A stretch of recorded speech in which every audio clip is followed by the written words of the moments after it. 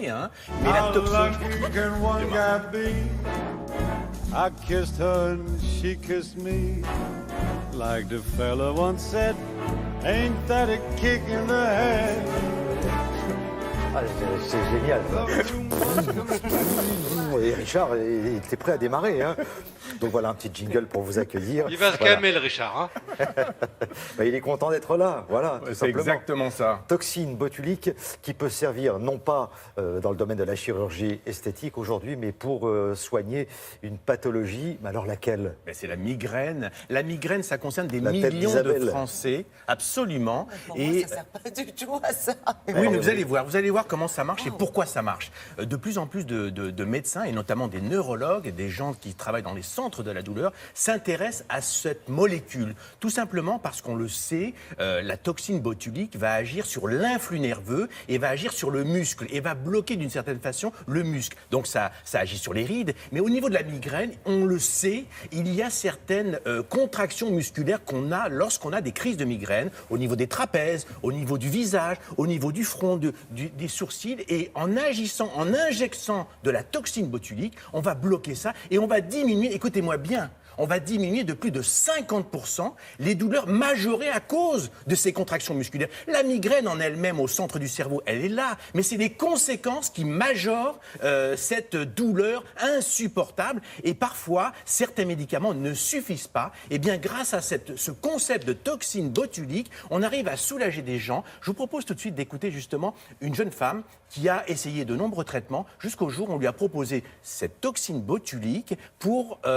limiter justement ces contractions musculaires. Regardez le résultat et surtout, écoutez les explications d'un neurologue. Barbara souffre depuis des années de migraines insupportables sur le côté droit de son visage. Elle a essayé de nombreux traitements, mais souvent peu efficaces, sauf un. L'injection de toxine botulique, un traitement déjà largement utilisé contre les rides en médecine esthétique. Quand on m'a dit toxine botulique, je me suis dit c'est pour les rides, c'est pas pour moi. Et lorsque j'ai essayé, donc les premières injections étaient faites tempe et nuque. Au bout de quelques jours, ça a été fantastique. Les migraines ont littéralement disparu. J'avais une migraine par jour. Maintenant, j'arrive à une migraine une fois par mois. En injectant la toxine botulique, on bloque le signal nerveux et la contraction musculaire qui majore la migraine. La douleur est ainsi diminuée de plus de 50%.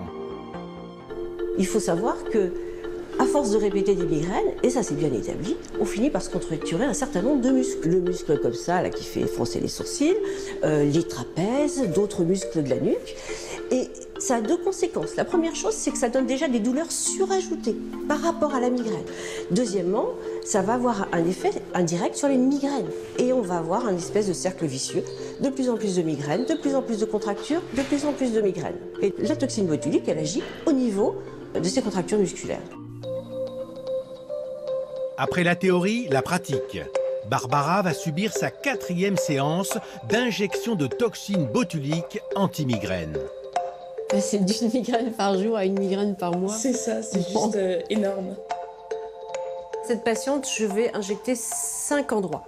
Alors, ce sont des muscles que j'identifie comme intéressants parce qu'ils sont douloureux à la palpation, parce que la douleur de la migraine commence à cet endroit-là. Je vais également faire le muscle temporal tout à l'heure, parce que justement, elle a une pulsatilité au niveau des tempes. C'est pas douloureux. En une semaine, elle va avoir des résultats. Oui. Elle va sentir les muscles se décontracter et ne plus avoir quasiment de migraine. Prochaine séance dans environ 4 mois, car le produit injecté a une durée de vie limitée.